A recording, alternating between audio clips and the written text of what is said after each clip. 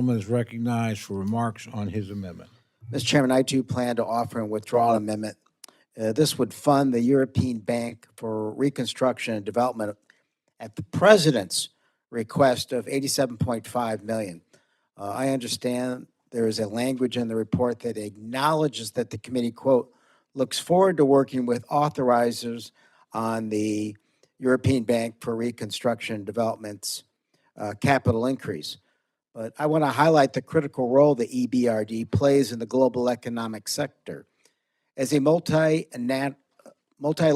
development bank owned by 75 countries, EBRD promotes private sector-driven economic growth in countries that are often trying to reduce their dependence on Russia and China. The bank has also supported the international expansion of many U.S. companies. The U.S. currently holds a 10% stake in the bank, but if the U.S. fails to participate in the capital increase, that would open the door for other countries, such as China, to increase their shares and expand their influence in the institution. The capital increase the U.S. provides will enhance EBRD's capacity, allowing it to expand its role as the largest international investor in Ukraine's economy, with a particular focus on its reconstruction. The EBRD is the most efficient way to burden share investment in the bank's reconstruction efforts in Ukraine. For every dollar the U.S. invests, other shareholders invest an additional $9. The bank has also been critical in reducing dependence on Russian gas in the wake of Putin's full-scale invasion of Ukraine.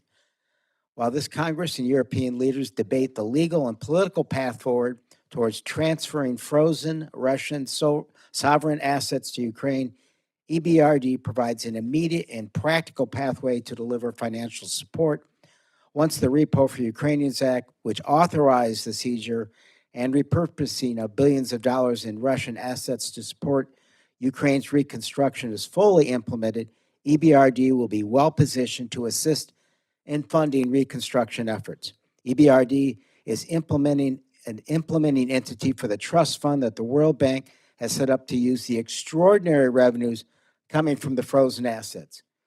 EBRD is uniquely positioned to lead Ukraine's reconstruction through targeted investments in agriculture, critical minerals, and infrastructure, while supporting reform and anti-corruption efforts. It remains the only institution that has consistently invested in Ukraine's economy since the war began. It indeed has the knowledge, expertise, experience, and relationships to bolster the country through reconstruction and support the prosperity that will guarantee security. If the chairman wishes to respond, that's great, but I would be closing with withdrawal when he's completed.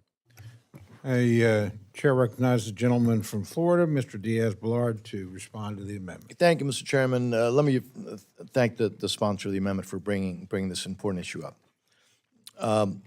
I know if I can add something to what you said, I would note that European Bank of Reconstruction and Development is unique among multilateral development banks in that it's focused entirely on the private sector and operates on commercial principles. But as the gentleman said, the bank's, despite its many important investments in a multitude of different places, the proposed capital increase remains unauthorized. And I would like to continue to work with the gentleman, and we're going to work with the authorizers of the relevant committees on this matter as we move forward with the legislative process. And I look forward to working with the gentleman. I understand he is going to withdraw, but again, I thank him, and I look forward to working with you, sir, very directly as we work with the authorizers to move this forward, and I thank you for bringing this up. I appreciate that, and I yield back, Mr. Chairman.